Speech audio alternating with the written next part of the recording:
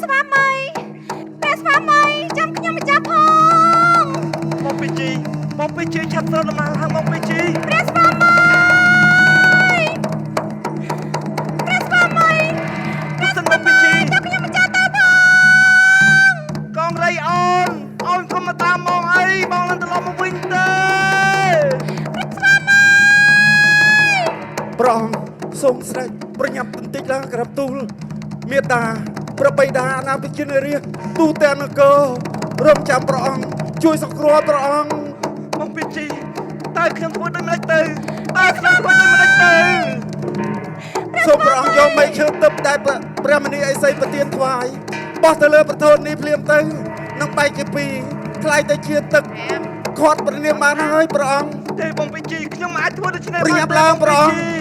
ប្រញាប់ឡើងប្រញាប់ឡើង